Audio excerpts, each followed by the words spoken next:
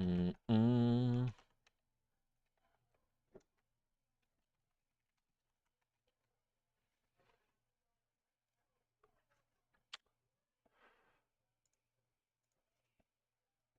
Mm-hmm.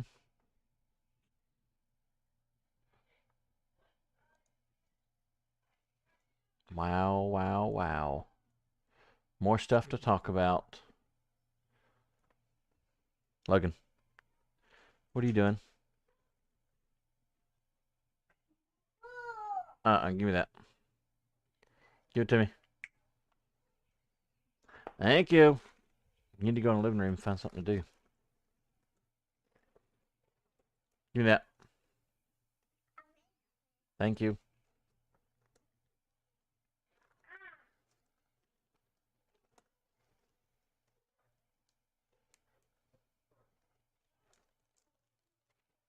Hmm. I don't want any of that. Go put that up.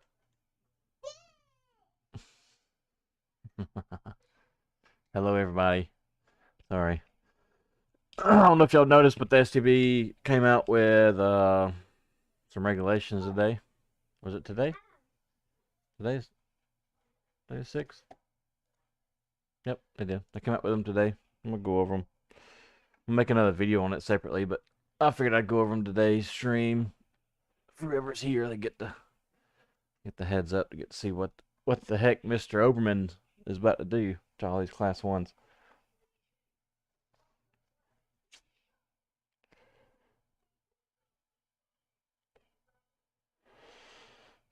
Oh man.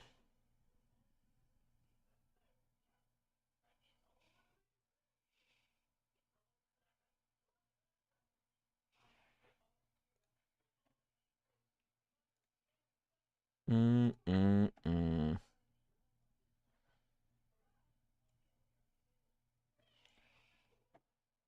I read on this earlier. Um.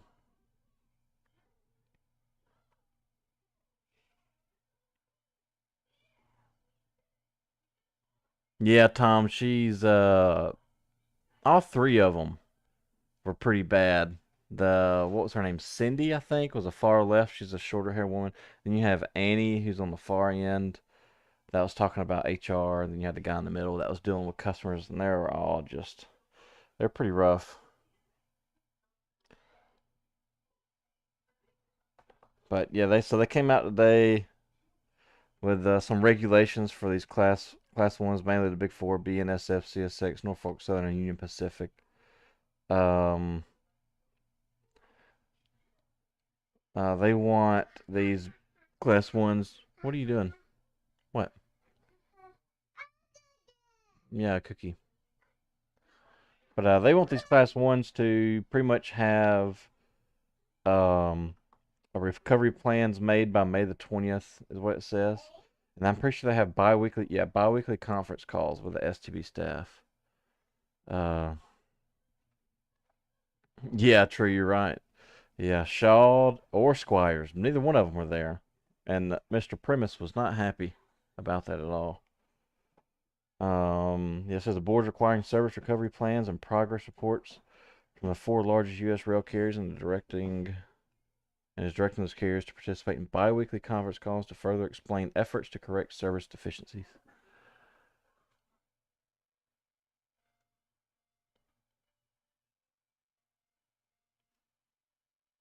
Hey 392, you were the IBW. Oh, I used to work for those guys a long, long time ago. Oh, Squire's finally gone? Nice. Uh,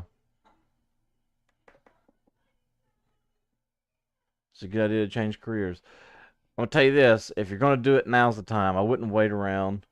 The reason I say that is there's a video 392 I just posted. I think it was last week, and that was about the STB. STB is the Service Transportation Board. That's what we're looking at here, and all the Class One railroads are completely deficient of conductors. So, NS kind of shot themselves in the foot back in 2019, 2018, 2019, and they need all the help they can get. So, if you get it, the earlier the better.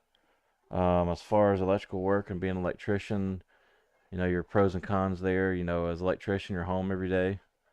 Uh, Working with IBEW, you're probably gonna be working a lot of 712s or a lot of 612s or something like that whenever you are busy during an outage. But you're still at home every day and you make decent money. Um, conductor, you're gonna be gone a lot, so just I think about it, but I would definitely go ahead and email them back. Go ahead and start the process of getting your medical and stuff done, and you got plenty of time to think about it. This is something that's not gonna happen fast. So if you get cold feet and you want to back out, there's nothing wrong with that, and you can in the future. But go ahead and get the ball rolling now, just to get your foot in the door.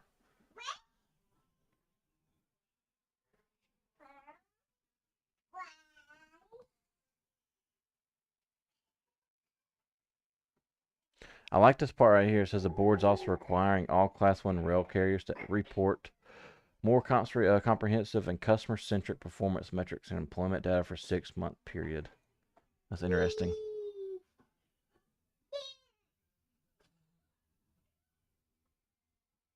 Wow, that's wild. Marlon, what's up, man? Yeah, true. So this place I go fish at, it's called Logan Martin, but anyway, that's beside the point. Going to the boat ramp, I have to go by Norfolk Southern's East End line, so it runs from Birmingham to Atlanta. And I went there Wednesday, and there was a KCS train. I don't know what the train symbol is, but it's a massive. Um, I'm trying to think. It's just mixed freight. It's got a lot of steel and a lot of grain. Oh, sorry. It's got a lot of steel and had intermodal cars on it. But anyways, I was sitting there Wednesday afternoon when I got there to go practice fishing. I left from there because it started raining. Came home that night. Went to work the next day. Went back Thursday afternoon, and that train's still sitting there. So it sat there for over 24 hours.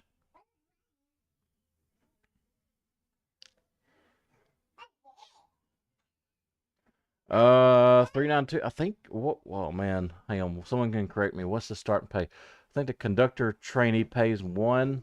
Is it 165 a day? I can't remember. $165 a day. You work 5 days a week, training. Then when you get to your yard after 3 weeks, I think you work six. I think some places work 6 days a week. Then you're off 48 hours, and then you train for probably 6 to 9 weeks. Then you're marked up.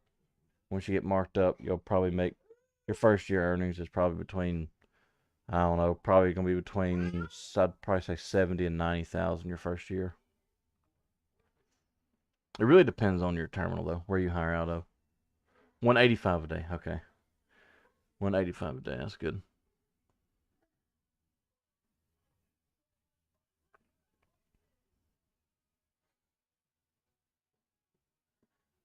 That sounds like a cluster.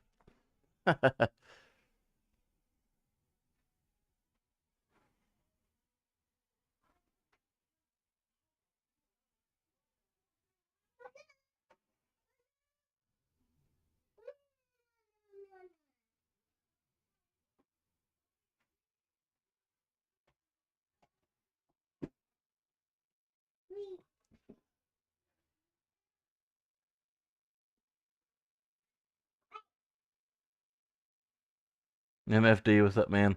Yeah, you're right. I talked to several old head engineers, and they still have that same mindset where nothing's going to happen. And I was like, you're probably right, but you know, I guess I don't know if they underestimate how strong. I didn't realize how powerful the STB was until I started reading about them, and I realized it's federal agency, and they can regulate a bunch of stuff. But I told a lot of these engineers, I was telling now's the time. If something's really going to happen, now's the time.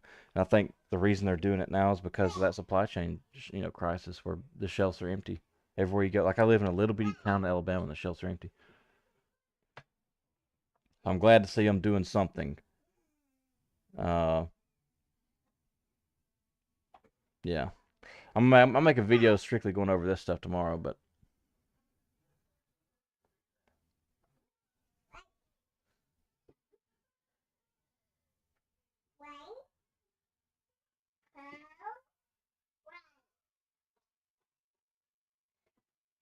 yeah, Mark, you're right. Yeah, absolutely.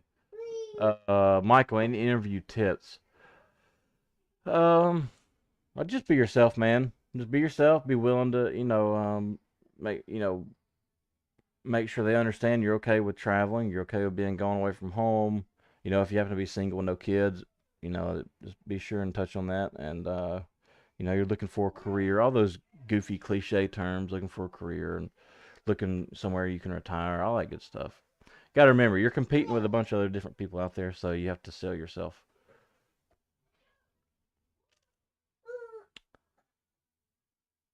But Mark, yeah, you're right. Yeah, it's definitely time. Like Mr. Oberman said, 57,000 is 110,000, and uh, you know that's nuts. You can go drive a truck for Walmart and make it $110,000 a year. 392. I don't blame you, man. I went to school to be an electrician in high school, and got out and did it for a couple of years, and found out real quick I didn't care anything about bending conduit, pulling wire, and doing that. Yeah, no thanks.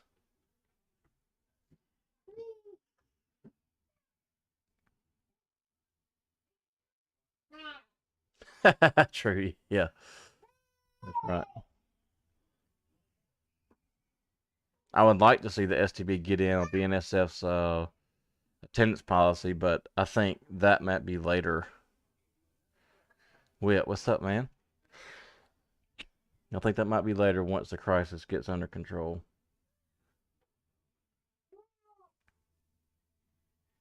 If you want to call it a crisis, really the rail industry is one that put us here.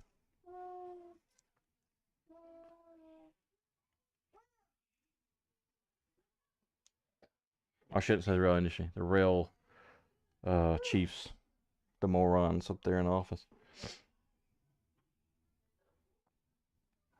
Yeah, I believe it, True. When I first hired out in 2017, I was the same way. I'd be at home maybe if I wasn't cut off my rest, I'd be at home maybe 12, 14 hours, and I'd be called back out. And it was always either dog catching or taking a train out of town to Memphis. One pair of boots for all weather, or different pairs for. That's a good question, man. But you gotta think I live in the South, so all I deal with is heat and rain. The boots that I have a video on my channel. I still stand by them. They're. I don't know how y'all pronounce it. I pronounce it Ariats, and but yeah, they're good boots. I still have them today. Yeah, Chris. Yeah, absolutely. I know a bunch of people that has hired out older. I say older. I'm 30. I know a lot of guys that's hired in their 50s, even in their 60s. A lot in their 40s and early 50s for sure. And they'll work 10, 15, sometimes 20 years and retire.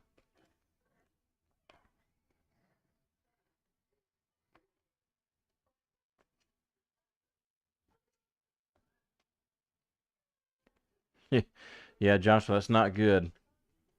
See, RJ Corman needs to be. I'm sure they're all up in NS's butt. Where's our cars? But yeah.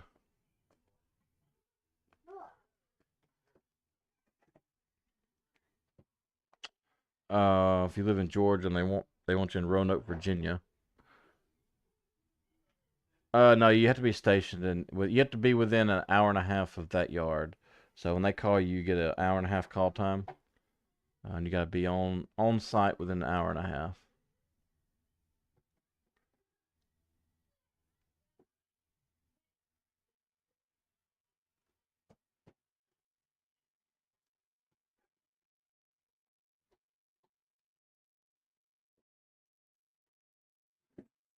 Yeah, see, Vaughn, that question would be good for Rails, Tails, and Trails because he works up north in the snow, and I think he's been on YouTube recently. I haven't heard from him. Oh man, I got heartburn really bad. He might even have a video about. Oh, he's about to hit 2,000 subscribers. That's awesome. He might even have a video about shoes or boots. Let's look. Um,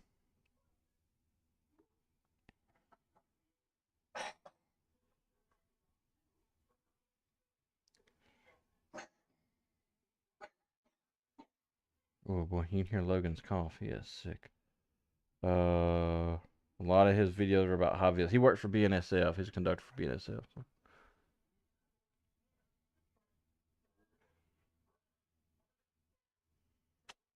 Vaughn. So I lived 20 minutes from the yard, and don't get me wrong. If you want to get there early, you can. But let's say I was called at 12 a.m. and I had to be there at 1:30 a.m. I would be rolling up at 1:30. And the only reason that is because the way the company and management is. I'm not going to help that company. I'm going to do my job and I'm going to do it right and I'm going to do the right thing while I'm working. But as far as helping that company, stepping up when they need somebody, because let's say like stepping up is, let's say you're on your off days, you're off Tuesday, Wednesday, and they have nobody. Everybody's on rest, and they'll call you and they'll say, "Hey, we need you to step up and take a train to Chattanooga on your off days." And they called me one time, and I told them don't ever call me again, because I'll never do it. And that's as far as helping a company. I wouldn't go out of my way to help them. I'll do my job. I'll do what I'm supposed to do. I'm not going to be insubordinate. But as far as me doing anything extra, I would not.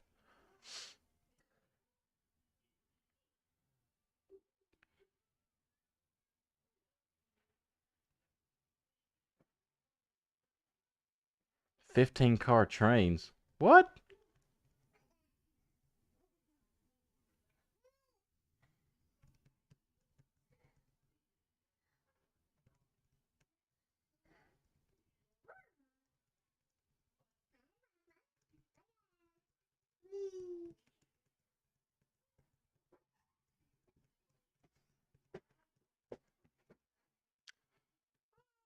Hey. Yeah, 300. See, like, I don't know. Like, I'm down to help the company in some aspects, and I know I talk about Nucor often. Um, like, I finally convinced Nucor, our plant, to get some more rail cars out there so we can start loading rail cars and get them shipped out. And there's several guys out there. Mike, his name, he used to work in the same yard as me in Birmingham, and he was RCO qualifying, and I was conductor. And I told him straight up, like, hey, you can get some rail cars in here and start getting them loaded and get them out of here. And they said we have to hire somebody for that, and I said no. They're like, you have people qualified here that can do this. Just get the rail cars. Call CSX, lease some cars, get them to drop them off outside the gate, and we'll load them. We have a shuttle mobile. We'll bring them in the yard, load them, and then shove them right back out to the derail, and then tell CSX to come get them. And they was like, okay. So now that's in the works, and it'll be done in probably 6 months.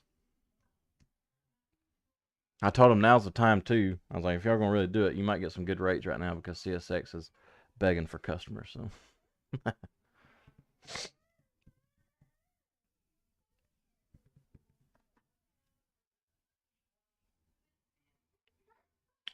does he have any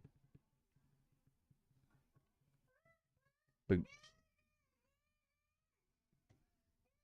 What, Logan? What? What? I don't know what he's talking about. So here's Rails, Tails, and Trails, and this is about cold weather gear. Um, you can definitely tell I've watched it. I forget what he talks about. He's got the camera faced up because he's at work while he's doing this. So 392. It's coin toss, man. They're, as far as pay wise, CSX is slightly better, but not by much. Business wise, NS has more customers, more tracks, um, more customers, all that good stuff. And if you look at stock prices, you can see that NS stock is like what, 200 and something dollars. CSX is like 30.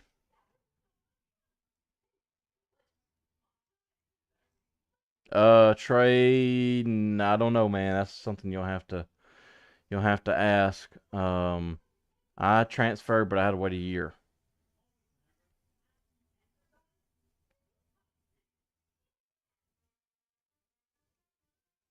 Maybe they'll put you on the AGS. That would be nice.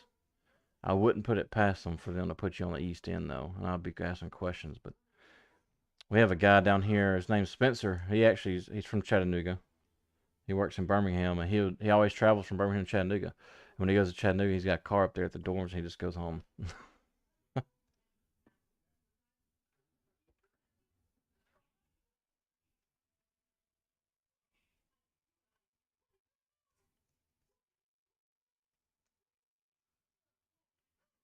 Brady, what's up, man?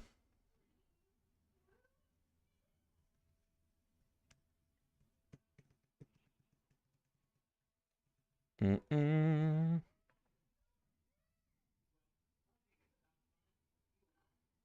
I'm really curious what's going to happen on May the 20th. I hope these public plans or these service recovery plans are public.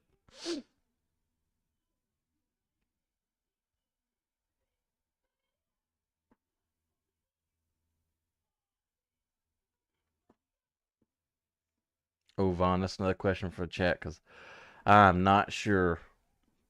I mean, we had rain, don't get me wrong, but rain like that, you might need rubber boots. Womp, no. No, I don't think so, man. They don't furlough much. And like I said, NS during the STB meeting, NS was they're shorthanded all the way across the board because you got to think they laid off, they furloughed conductors, track men, signalmen, carmen, so they're short all across the board. So I think now is a good time to get in. I could be wrong. That's just my opinion. Take that with a grain of salt.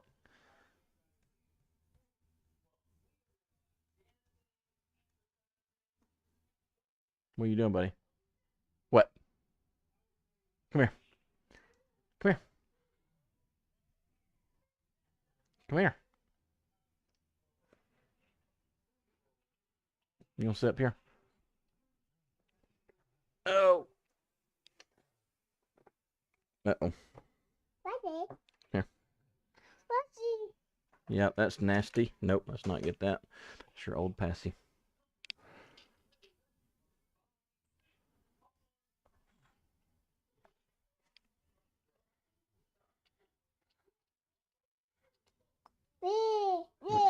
Yeah, we're not watching JJ on this computer right now. No, sorry.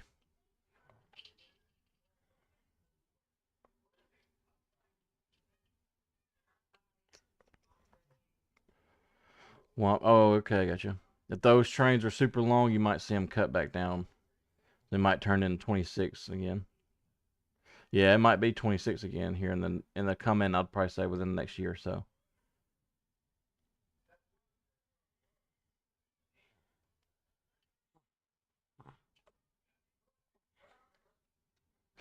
Brady, I hate to hear that, but uh, I think it's best to know the truth before you walk in blind because that's how I did. I walked in completely blind. I didn't know anybody that worked in the rail industry besides a couple of people.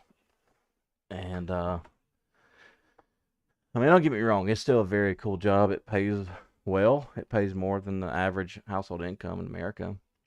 But it just gives you the ability to make a really good informed decision before you jump in or what to expect really.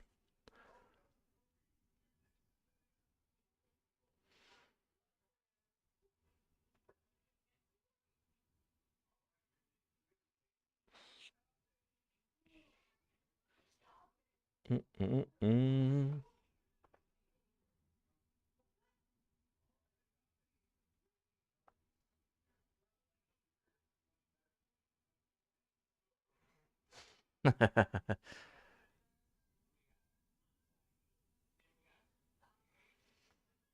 Yeah, Brady, there's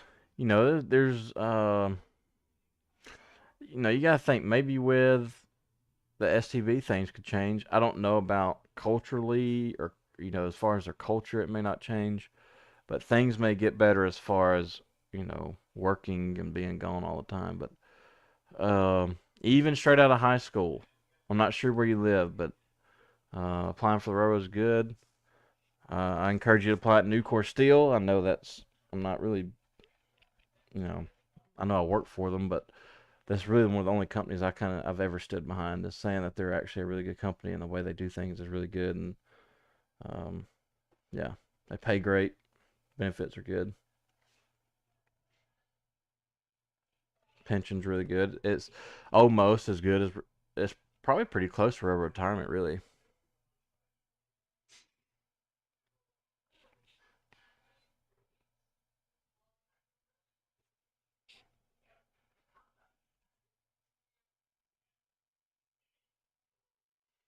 Oh, nice. Okay.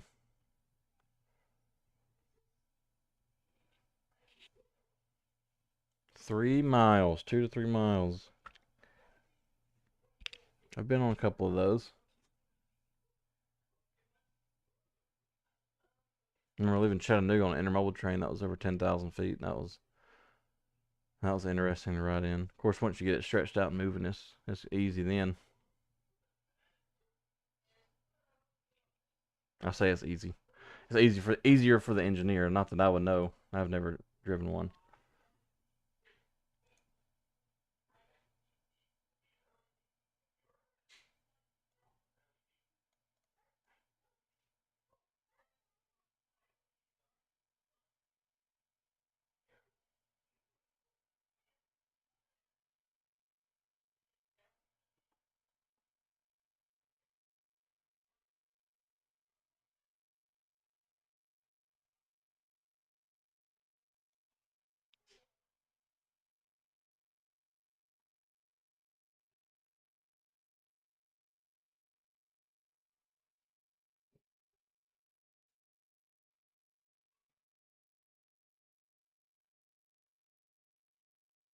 Brady. So the STB came out with some regulations today, and I'm just kind of touching base on those for the stream. I really just come over here to jump on to answer questions. Pretty much like every stream, I jump on just to ask any questions, because it's one thing to leave me a comment on YouTube, and I normally get around to a bunch of them, but not all the time. I just got a question with. Let me write that down. Put that on my notes right here.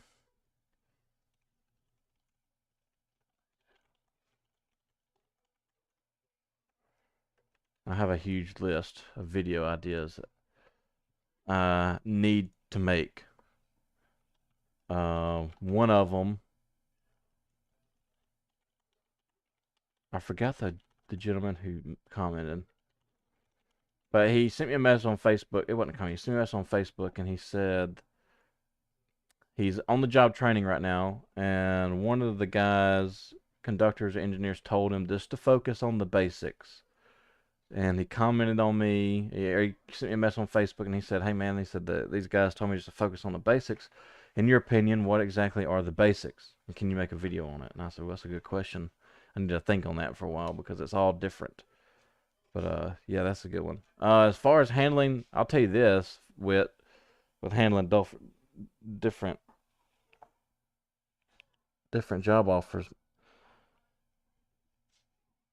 Cause I don't know. I got offered, I got offered a car man, and I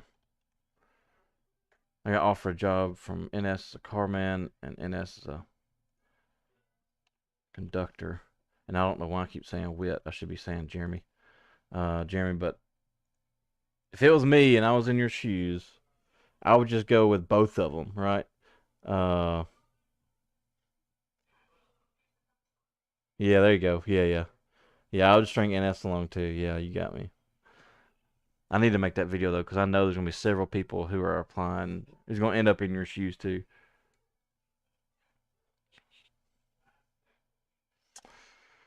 Brady, I think these are good. Really, time will tell.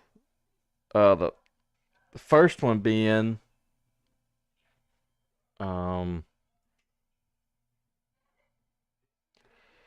the really in the summarize it says the board's requiring service recovery plans in progress. So I want these recovery plans to be public, but I don't know if that's going to happen. Um, they want progress reports from the four largest U.S. rail carriers, which are BNSF, CSX, NS, and UP, and then bi-weekly conference calls with STB staff. So I hope these are going to be on YouTube, because if they are, I'm going to listen to them because I really want to know what happens. Hey, that worked, Jimmy. Yeah, I'll definitely share your knowledge with the channel for sure. I should start a podcast. You know that? Start a virtual podcast with, you know, get guys that's been working just to jump into the live stream. So, Rails, Tails, and Trails have done something similar to this, where I have jumped in on some of his.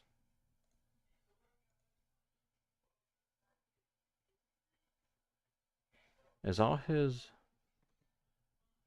Yeah, so right here, for instance, I'm gonna mute it. He uses StreamYard, and he just brings people in. And I think these are probably railroad workers' wives. I'm pretty sure is what this is. Um, nope, just kidding. Smart TD, auxiliary. Yeah, that's what I need to do.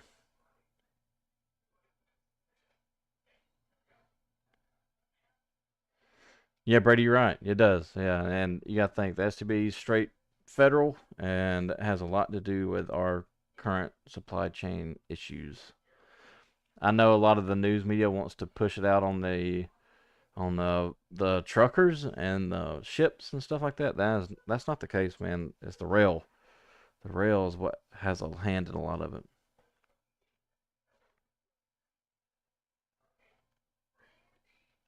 Yeah, yeah, and it wouldn't be hard. It wouldn't be. Why I keep saying whip for? Just you're right, Jeremy. It'd be easy to get people on too. With between TikTok and YouTube, Facebook, those three, it would be really easy to get people to jump on here and talk to them and just ask them some basic questions. Like if you had any word of advice for new conductors coming on, what would it be? And just see what they have to say, because their answer may not be the same as mine.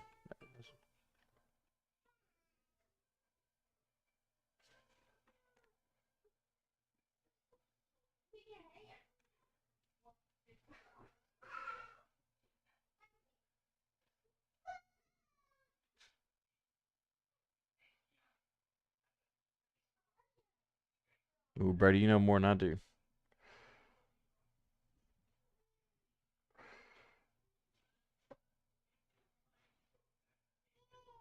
I didn't, like I was saying earlier, I don't think it was in here. I didn't realize how powerful the STB was, what they could do until I started reading about them and what they can do. And they have the ability to fix a lot of things, and we'll see what happens.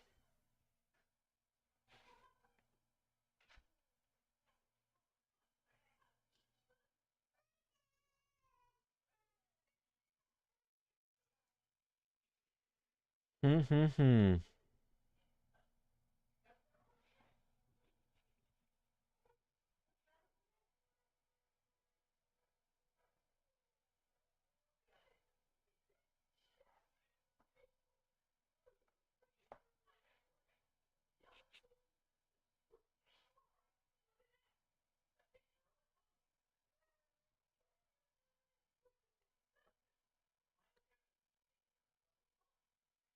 Yeah, one that might be due because of the length of the trains. They can't fit in the sidings, so you can only move one.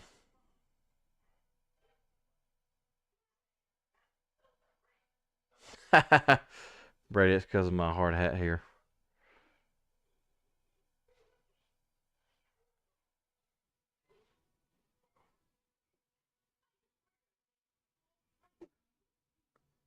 Yep, Tom. Yeah, I think that's what you and Tom and Brady were talking about. Yeah, that probably has a lot to do with the morale and the culture now. I wonder how much that cost them, the railroads.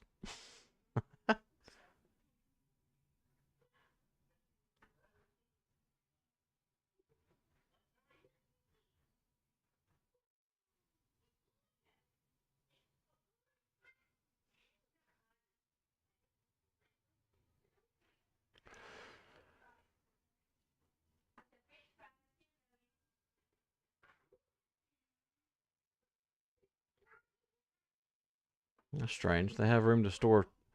They have room to store trains. Then they should be running more than one. Probably, probably. Then the second option would be cruise. They might not have the people to run it.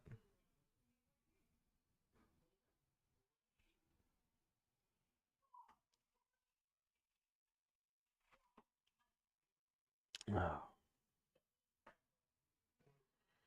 Yeah, Tom. I see. I got to work with several conductors that hired out in the '80s. Is it right? '80s. Yeah, because they were there 40 years in 2017, and that was a place to be back then. They say. Yeah, Martin. I've talked to people who've actually got them before.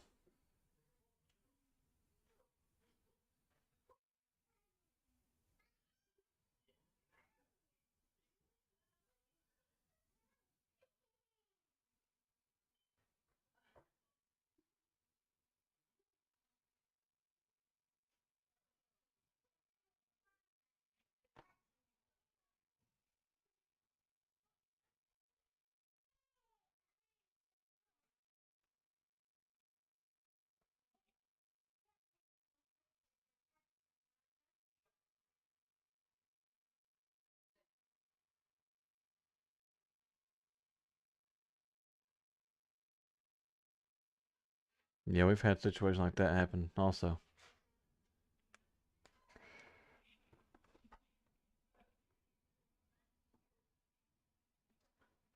I had one try pulling to the siding, it didn't work. What are you doing? Mm-hmm.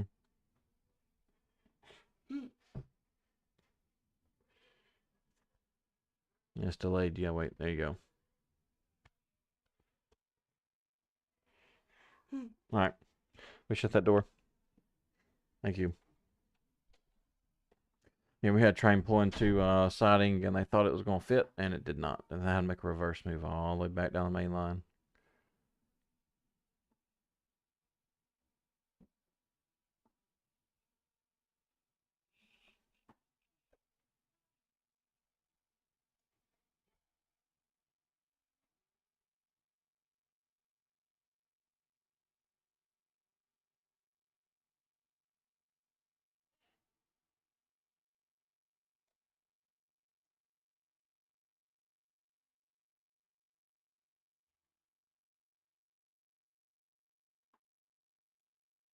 Ooh, that right there is going to sting, I bet. Man, I hope this stuff is public when they report it in June.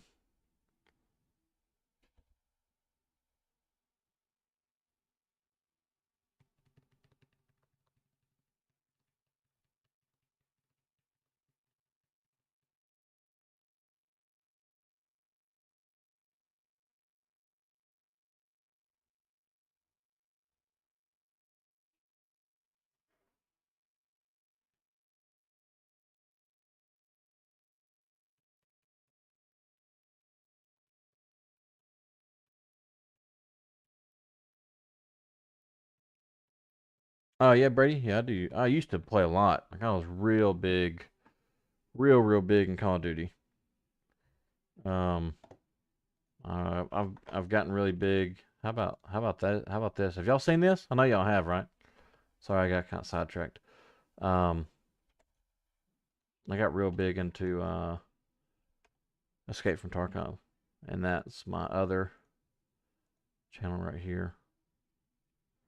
I don't really upload on this channel no more, though. I'll be honest with you, I really don't. Just like how-to videos most of the time.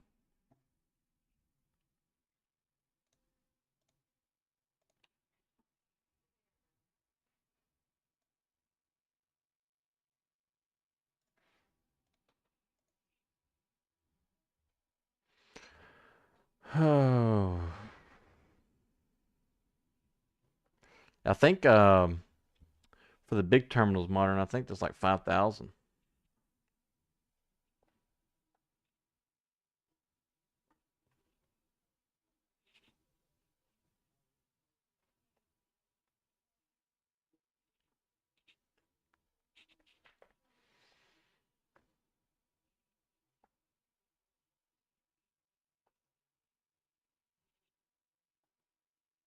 Mm-mm-mm.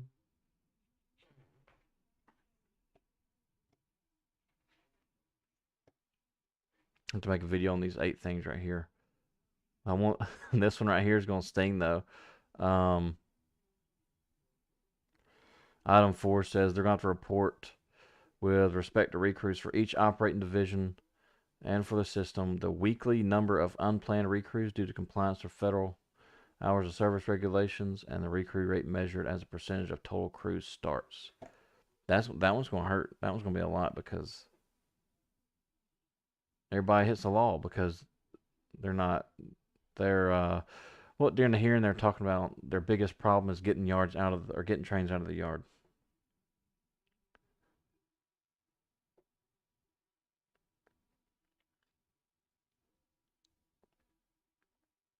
Yeah, Joshua, you're right.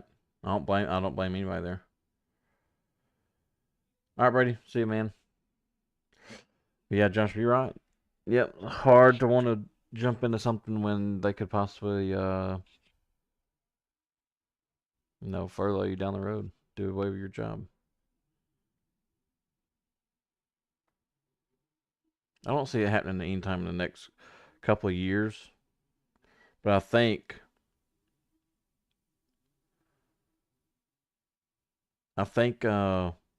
Foot or whatever, CSX CEO, I think he opened his mouth too soon.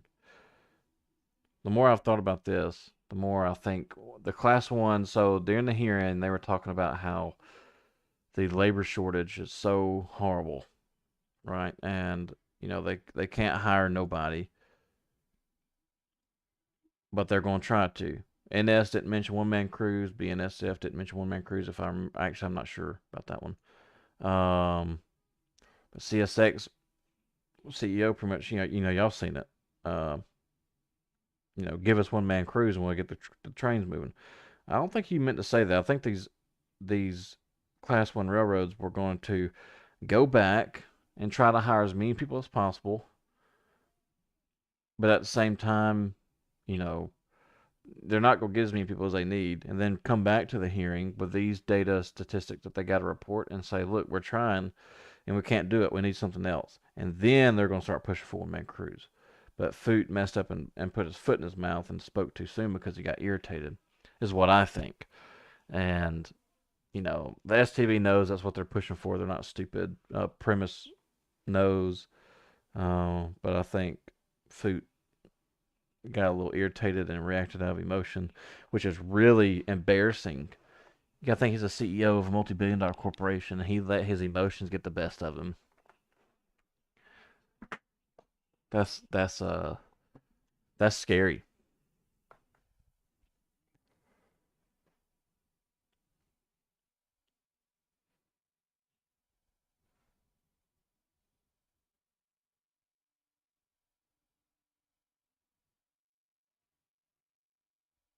Yeah, of course. Yeah, don't worry about it. Don't worry about it, Joshua. You're good. Yeah, don't worry about it.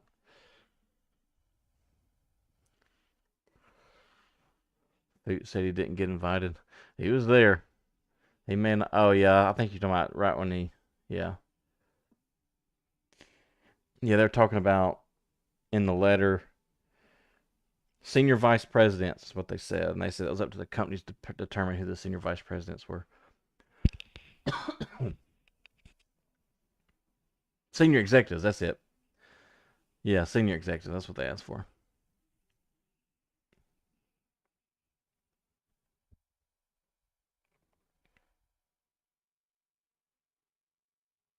Tyler, I don't. Nah, it's not going to happen anytime soon.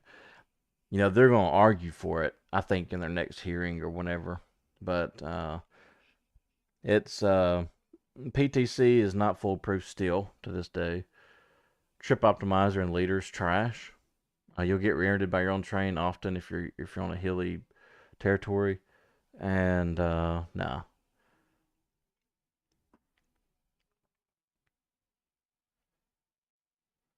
Yeah, there's definitely nothing wrong with short line. Home every day, just go switch some. I enjoy switching, so short line will be right up my alley, which is why I almost went to Watco. But if Watco paid a little more, I would be okay. I'd be taking a pretty serious pay cut if I was to go to them.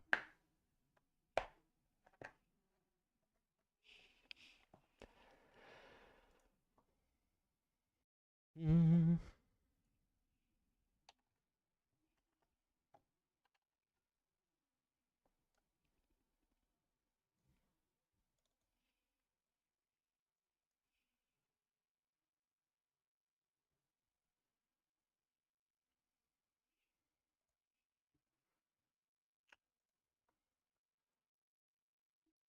No, Vaughn. So they got PTC is positive train control. It's just a software that they have set up along the tracks that will um, send the engine the signal so you can look at like 10, 15 miles ahead if I remember right.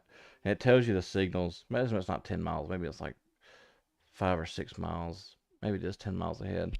Um, but they know the signals, so that's how it knows if you got a clear signal that we can't see as conductors. And then you have Trip Optimizer, which is just a automatic autopilot, if you pretty much for a train.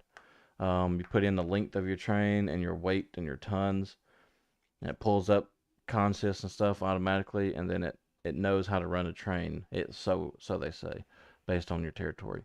So you have Trip Optimizer, you have Leader, that's fuel conservation, then you have PTC that knows the signal, so it knows exactly when to slow down, when to stop, all that good stuff. When to put the brakes on, all that.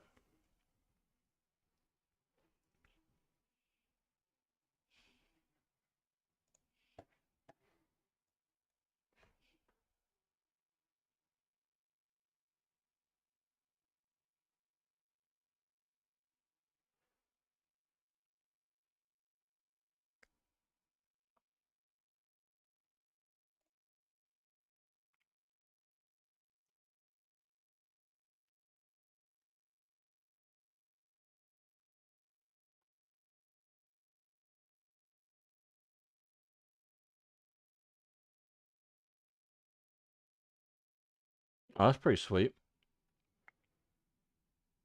I'm not sure what they would do there, Vaughn. I'm not sure.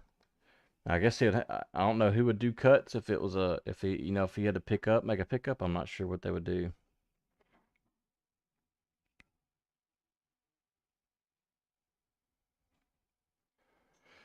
Rear-ended by your own train. What does that mean? That's a good question. Rear-ended by your own train pretty much means um, imagine you are going up a hill, right? Um, how can I explain this? Uh, I'm not going. Let's say you're going straight, right? You're going straight, and then there's a little dip. Let's say you go down the hill, then you come back up. Whenever you hit this dip, you've got to know when to get into the throttle. The reason being, if you don't, your cars are going to automatically bunch up, right? They're going to bunch up.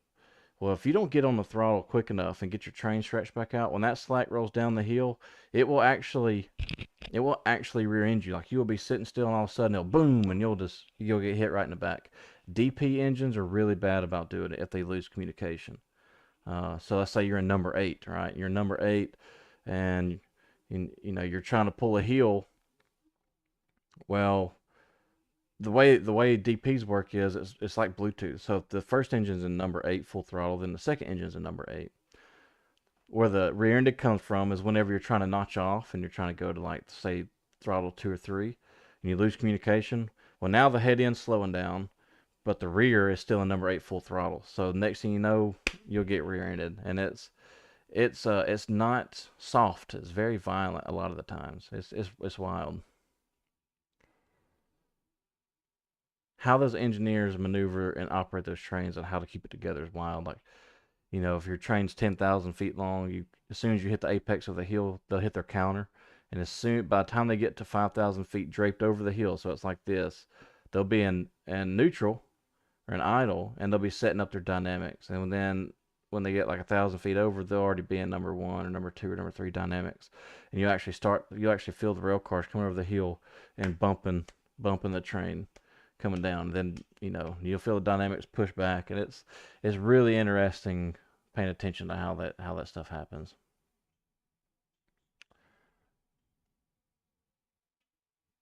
Yeah, true.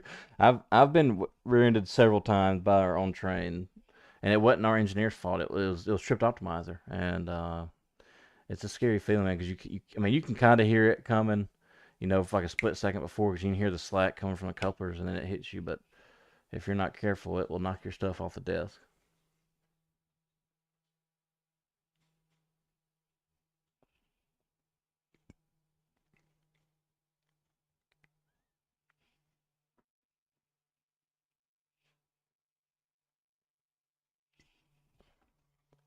I don't care anything about this. I was just curious if this game has been wiped yet.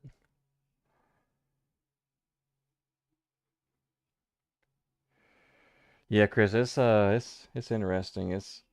I remember when it first happened to me, I was like, "What in the heck was that?" And they basically told me, "You ain't rear by your own train." But like I said, it wasn't the engineer's fault. Yeah, I think each car slacks probably what, uh, 4 to 6 inches maybe. You got a big train, that's a lot.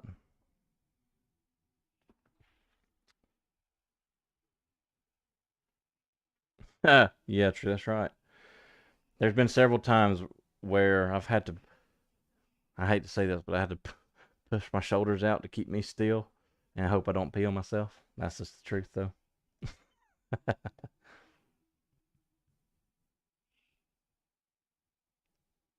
And most of the time, it wasn't the engineer; it's just a track. You'll actually feel the. It's kind of scary, but going to Meridian from Birmingham, you can actually feel the train bounce left and right between the rails, where the rail's wider than it's supposed to be. But if it's within tolerance, but you'll actually bounce left and right, and it's a little sketchy too.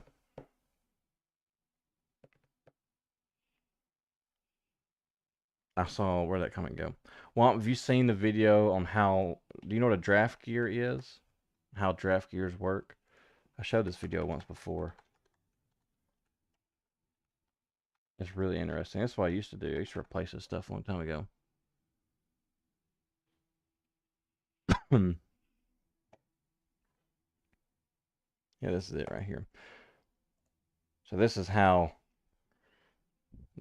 these cars can take a whooping and not come falling apart.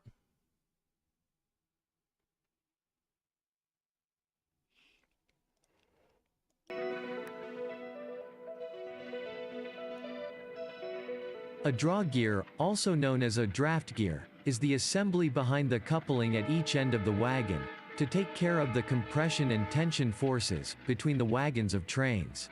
In this video, we will learn Yeah, you're right. Sure, it's horrible. the coupling action between wagons is automatic.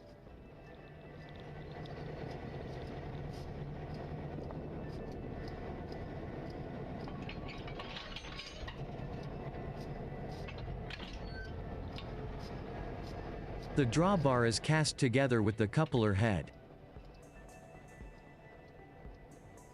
The tail end of the drawbar is connected to draft gear through a central pin. Thing's super Different heavy. types of draft gear used in worldwide. We always use one on the right. There are two types of draft gear used in the Indian Railway. RF 361 and MK 50 or Mark 50.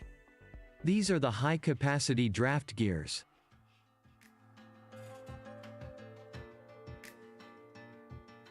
RF 361 draft gear is a fully enclosed, self-contained unit, assembled with a recompression force of rubber pads, so that all parts are tight in relation to one another. The draft gear is tightly fitted in yoke with a front follower plate. Yep. And pan slides to the Let's yoke. see the different components of RF 361 draft gear.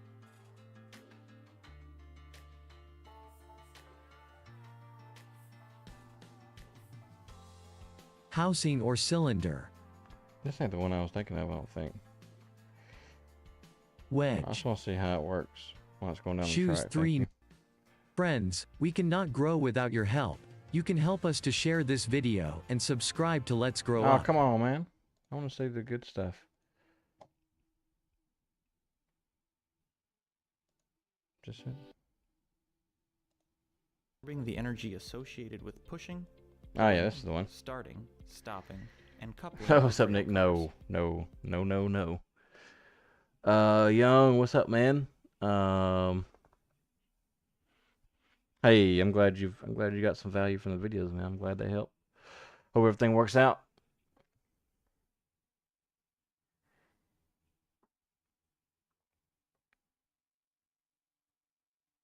No, Nick, I ain't going back to NS, man. Let's take a look at a typical draft gear. They keep sending me coupling emails arrangement. trying to tell me The to minor apply. TF880 draft gear is located in a rail car center sill pocket that is defined by front and rear draft lugs behind a follower at the end of the coupler. Currently, this minor TF880 draft gear is in the neutral position. During an impact coupling event, the coupler moves from the neutral Oh, yeah. position Yeah, I've into the seen that car also. by Won't pushing the follower block and compressing the draft gear. My job before this was a car man. I used to rebuild all these stuff, and there'd be some cars come in that was tore Rear up. draft lugs that hold the draft gear stationary. The draft gear absorbs the impact energy of this buff coupling event to minimize the forces that are transmitted into the car body and blade. That's wild. Engineer must not have waited for During the EOT to draft start event, moving. The coupler extends from the car by pulling the yoke against the rear of the draft gear housing, compressing the clutch against the follower block, which is held stationary against the front lugs. This work manages energy during Yeah. train startup I think and so. controls run-in and run-out train action events to protect while minimizing wear. When rail cars are traveling down the track, the draft gears compress and extend to manage energy from changes in speed and topography. The draft gear absorbs energy in both buff and draft to reduce in-train forces and cycling. Miner has over 125 years of draft gear There's this Facebook page. I think I can watch it without getting copyright strikes. I'll probably get one for that video, but it doesn't matter. What's it called? Train derails, maybe? There's a page I follow. Where's that? Train wrecks and nope, that's me here.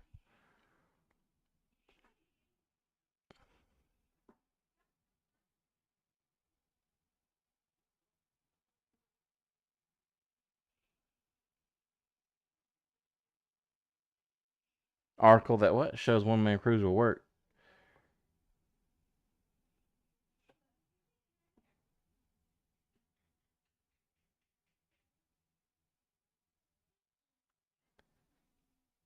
Yeah, Chris, that's right. Yeah, true. I've had several people tell me, ask me. I think I said earlier, you may have heard me, but a guy messaged me on Facebook. It might have been you. I'm not sure. Um, asking me about the basics, or he said the engineer told him to learn the basics, and he asked me what did I think the basics were. So I've thought about that question for a while. I'm gonna think on it some more. And I think that's a good video though. What are the basics? To me, right now, the basics are one, radio communication, right, with your engineer. Um, knowing how to line a track and line yourself out of the track, how to lace air hoses, how to tighten down handbrakes, how to open angle cocks, how to hang and test the EOT, how to um, brake test cars, C100s, all that good stuff. That's like 9 or 10 things that I could make some videos on. That would be, yeah, car counts that I could really go over. One bad thing is, I still wish I had access to my old job rail yard, where I can actually get out there and count down cars and couples in, and so.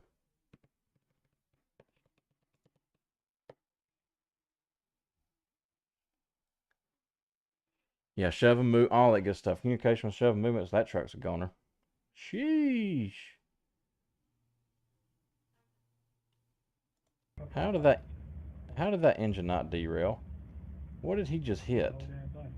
He jumped a hell of a. Dang, that whole engine came off the ground. What is that? I can't see. That's wild. Yeah, car counts are tough. And my biggest advice for car counts is to stay consistent. So it doesn't matter. Okay, so yeah, one car may be 50 feet. But when it comes to car counts, whatever your car count in your head is, try to keep it the same. So your car count, one car may be two cars, or one car may be a car and a half. The thing is, you don't want to change. So you don't want to say, as you're counting down a shove, um, let's say, oh man, it's so hard to explain. If 5 cars, if you're counting down a shove and you say 5 more cars, but really, if you were to measure it, it would be about 9.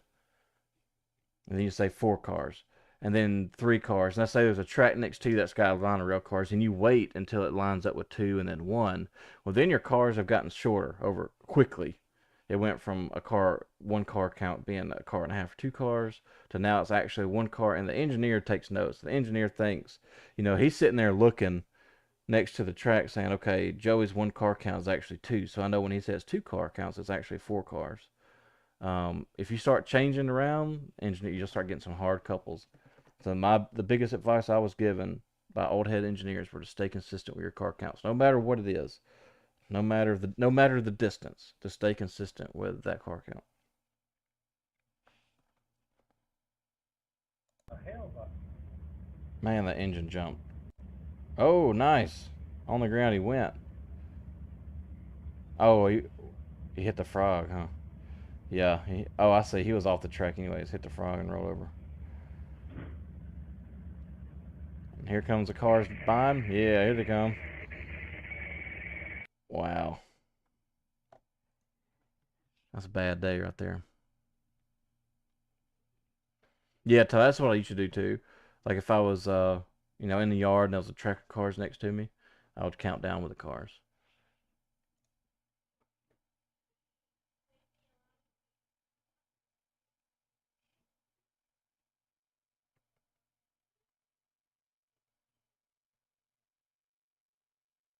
Oh, MFD, yeah, that's a good point. I used to say I got kind of scalded one day. I lined myself out of the ladder tracks going down the thoroughfare going to the diesel shop in Sheffield. Lined it up, jumped on the engine, and I said, "You can shove it clear 30." And I mean, there's nothing in the track. You know, there's nothing for hundreds of cars. I was like, "Clear 30." And next thing you know, the engineer took off. And I got to the diesel shop and stopped him. And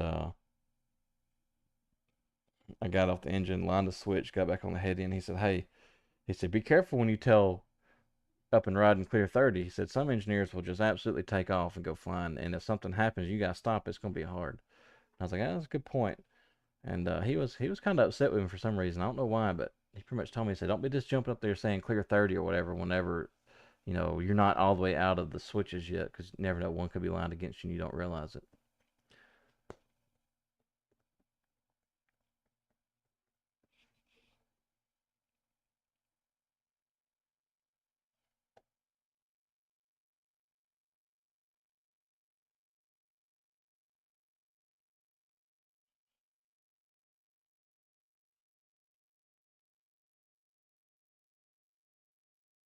Come on, where's the videos at?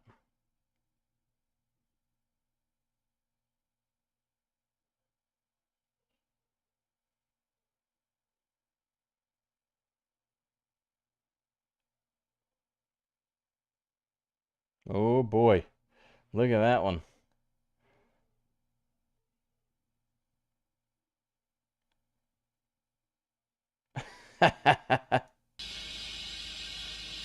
I don't know if y'all saw that. This is a very important video for our excursion participants as well as our EICs. This video shows the importance of knowing and understanding the limits of a main track authority.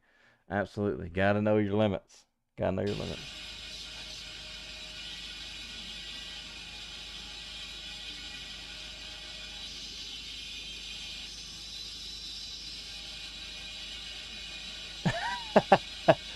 That guy on the left ran, man. He ain't never moved so fast in his life. Look how fast this guy gets out of the truck. Yeah. That's funny.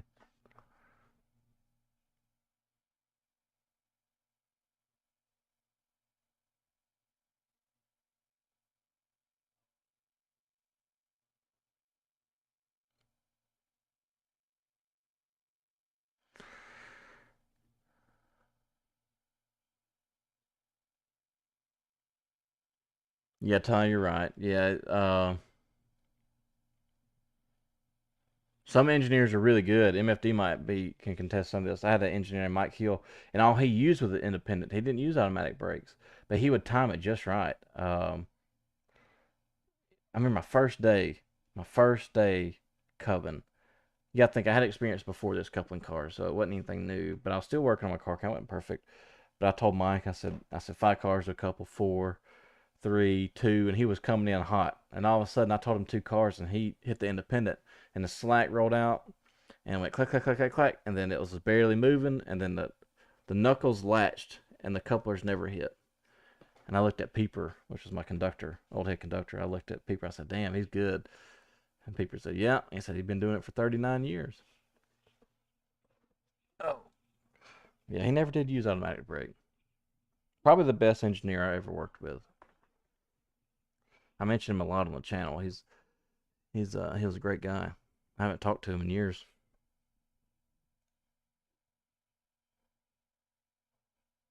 Yeah, like MFD said, car counts will definitely come with time. And even if I was to get out there on a yard today, I would still be learning. Still be learning, even though I switched out 60 cars a night for a long time, long, long time.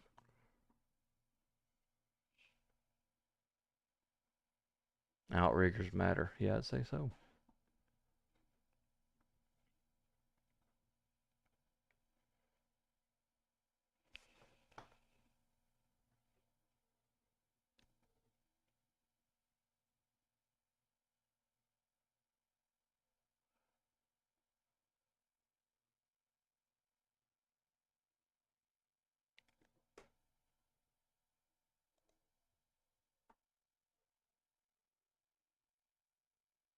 I remember seeing this video and I forgot what happened.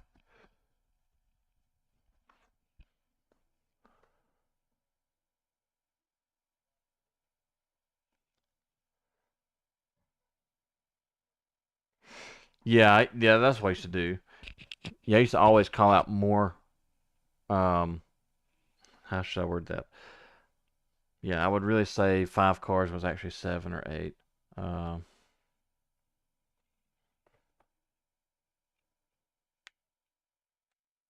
yeah, that's different MFD. Yeah, that's true. Yeah, a lot of the times, when we would pull our first, set out, say if we had to pull 5 or 6 cars, we would use air then and you know, shoot those cars, and that would be the cars I'd couple into, stretch it back out, and then shove back and keep those handbrakes tied down at all times. Those were my C. What do they call it? C102 cars.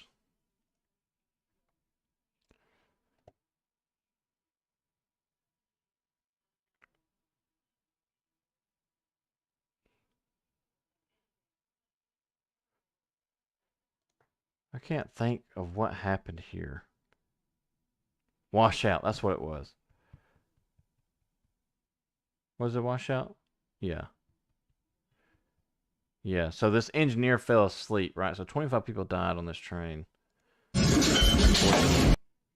So this engineer was bouncing in and out of sleep, which is very common for any of y'all that y'all know this. Um, but you can see he's in and out, in and out. You can see his eyes are closed, and then he hits a washout, and he's immediately on the brakes. I don't know how in the world he stayed on the freaking track, but he stopped really quick. Passenger train.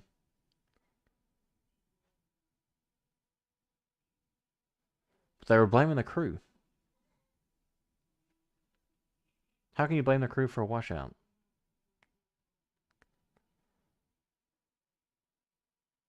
This is the reverse video of it.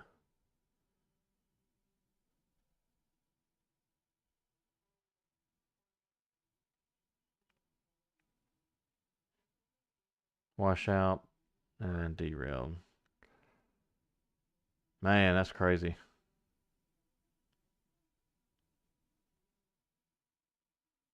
Train stopped really quick.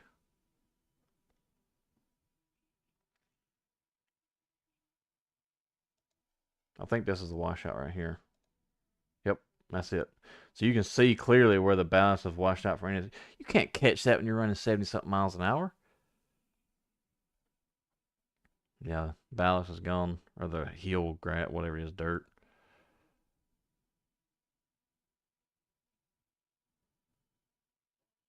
Man, that's crazy. How did that is wild.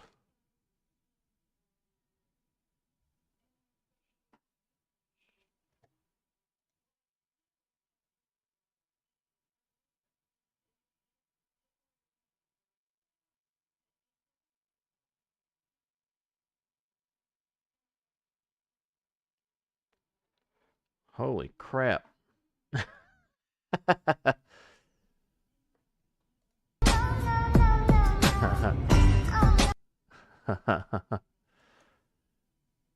I think it's safe to say there will be nothing left of those wheels by the time they get going wherever they're going. How does the engineer not know that?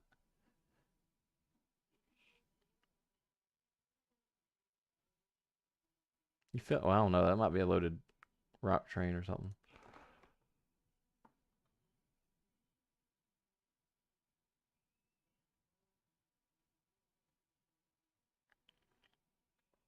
Critical alarm. Critical alarm.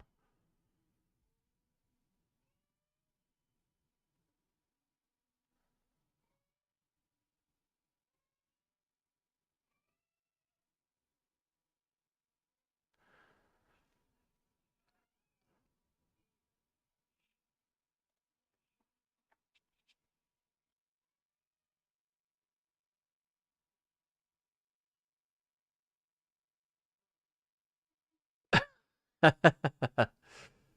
think I told you that story, MFD, with it was a different mic where he jumped out and acted a fool, screaming and yelling about something I didn't do the way he wanted me to do, and then I had to couple him up, and when I coupled him up, I counted them short.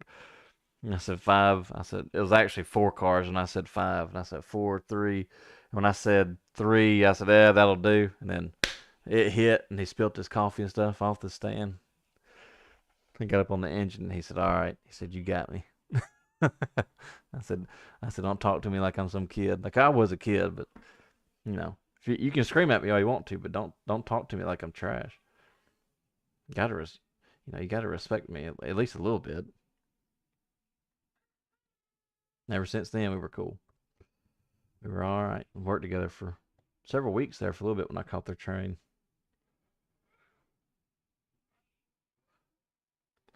These goofballs right here, I've seen this video.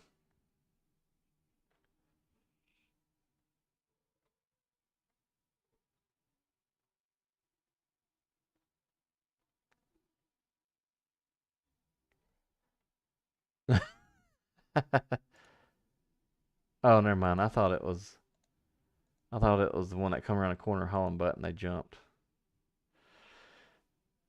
Yeah, he coupled pretty hard. I forgot what it was I was doing. We were rolling cars down a hill, making it was illegal, and I threw. Oh, I can't remember exactly what I did. Tyler rolled him down. I threw the switch behind him. I can't remember. And then they rolled up there and hit. And then I had a couple. I don't know what it was. But yeah, it was. I wasn't doing something right, and he was standing out there on the engine, pointing and screaming and yelling and cussing at me. Blah blah blah blah blah. You're not doing. Get over there and do this. I said, all right. I said, I can do that for you. Come on. 5 cars to a couple. Wham! I said, that'll do. 3 step.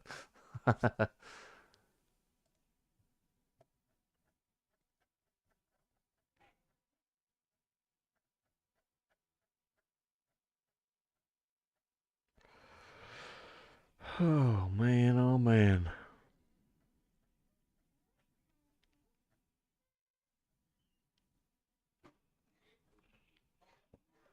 I used to do reaction videos on my channel, but they kept getting copyright strikes, so I had to delete them.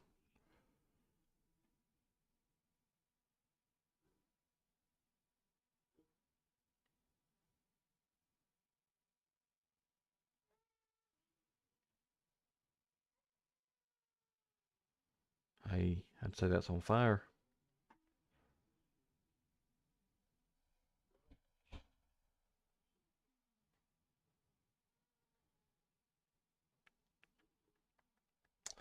Hey Mason, appreciate it, man. Jeremy was on here earlier telling me I need to make a video about what to do with multiple railroad offers for different companies. And I need to make a video for that because I know that question. I know it happens often because they're hiring so frequently right now. My advice would be to go through with both of them. Do your medical for CSX, do your medical for NS, do your background checks for both of them, whatever you got to do. And, you know, think about it, talk about it, sleep on it, on which company you want to work for. CSX pays slightly more, but you still have plenty of time to make a decision. So, go through with both of them if you can, if you're able to between work to go get your stuff done and to see who offers you a start date first and then make your decision then.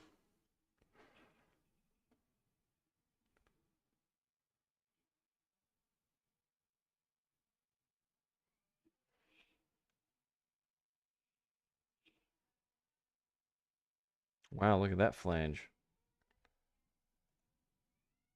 That's nice.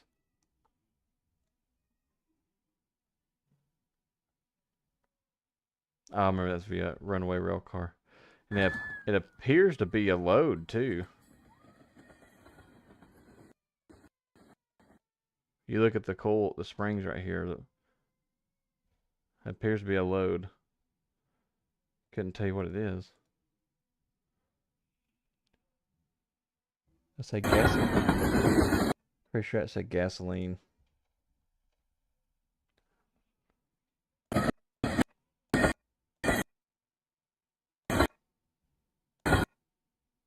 Liquid. Oh man, what does that say? Liquid petroleum? Is that what that says? Got idea.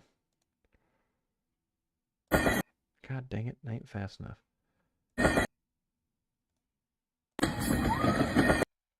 1075 placard. We can look at that and see what it is. Propane? Oh, it might be propane. Yeah. Might be. 1075 placard.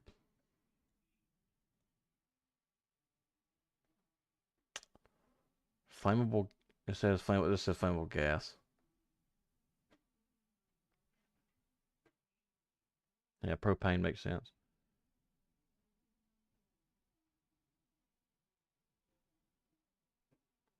$39,000 train. Sheesh. I bet that thing was going 10 miles an hour. The heaviest train I've ever been on is a coal train, and they're 20,000 tons. That's 40 million pounds.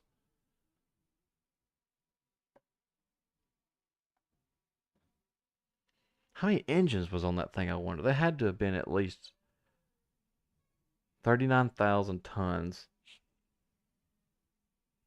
There had to have been at least 6 or 7 engines online. 6, okay. Yeah.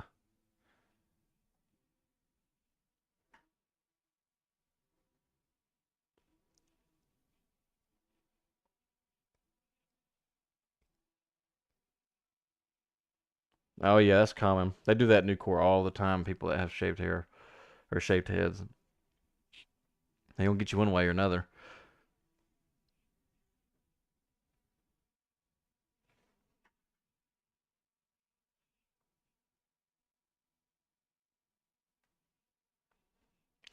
That's nuts.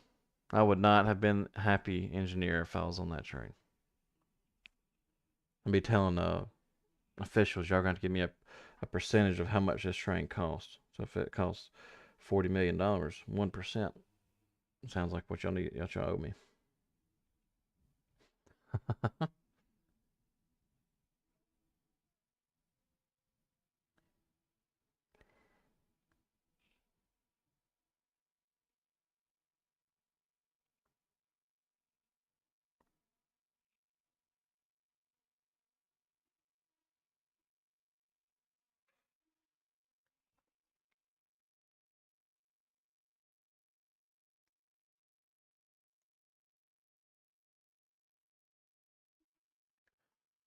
Wow. I'm guessing that 18 wheeler was not secured.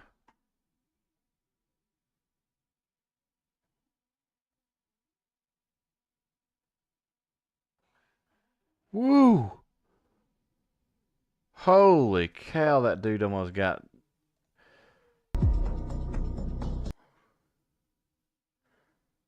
Holy shizers. That was close.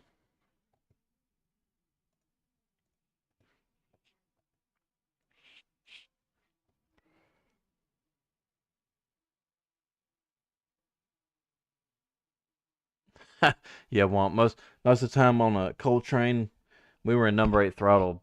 I'd probably say 90% of the time. So full throttle on those engines is just letting it go. Running 18 miles an hour uphill for an hour. Hardest time to stay awake was when you're climbing the hill going to Chattanooga.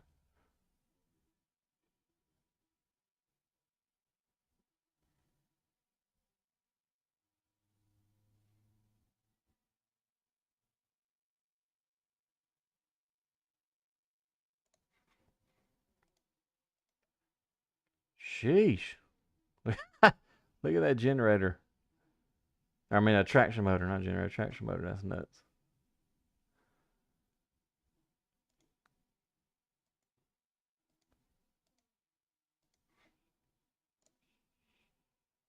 Now watch some 18-wheeler drivers.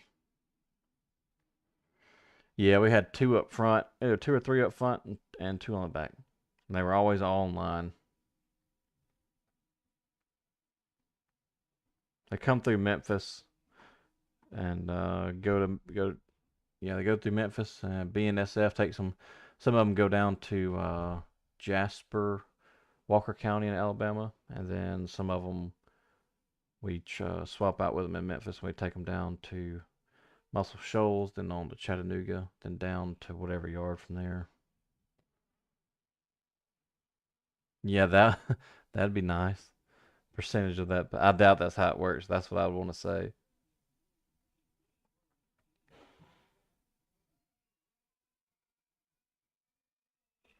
Uh-oh. Hang on. I'll be right back. Logan just fell or something.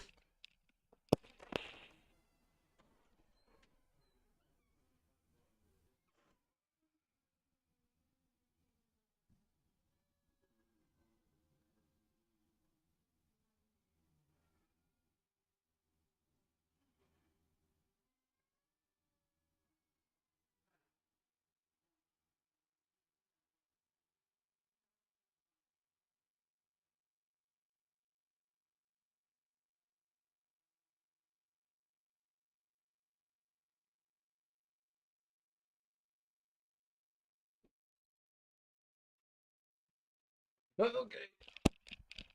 Oh, all right. Not bad.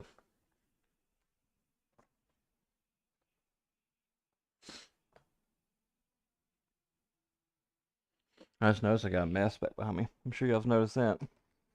Whoops. You got me some new shoes the other day. They clean up my stuff. I haven't been in here in so long. There we go. Yeah, we used to get them every day. Every day we'd get cold cards.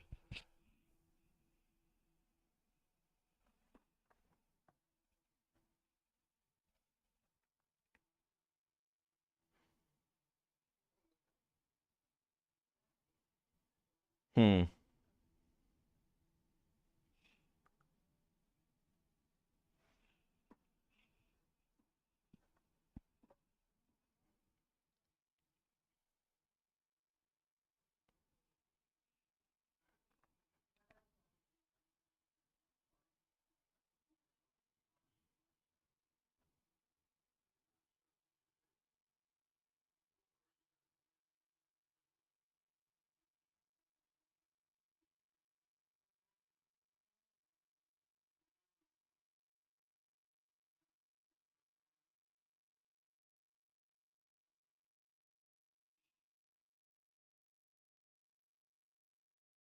Can't see below my armpits. Yeah, it's just my shoe box. I got these new fishing shoes the other day. Made by Columbia. They're really cheap too, but they're pretty nice. Hello. What are you doing?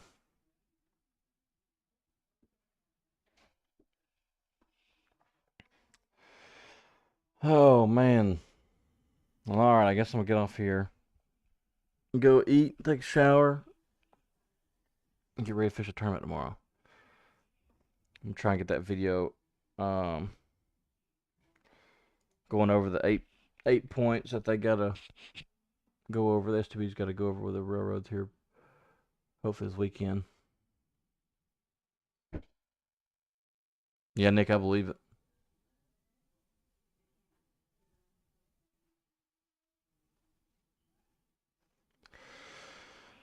All right, y'all take it easy. Y'all have a good night. Good Friday. Is today Friday? It is Friday. Y'all have a good Friday night, and I'll see you guys on the video here in a couple of days. And then I'll stream again next week. As soon as probably next Friday. I'm trying to do it every Friday if I can. Unless I'm on nights and I can't do it. But yeah, y'all take it easy. Be safe. Thank y'all for being here. And take it easy, Nick. And yeah, I'll see you guys in a couple of days. Until then, bye.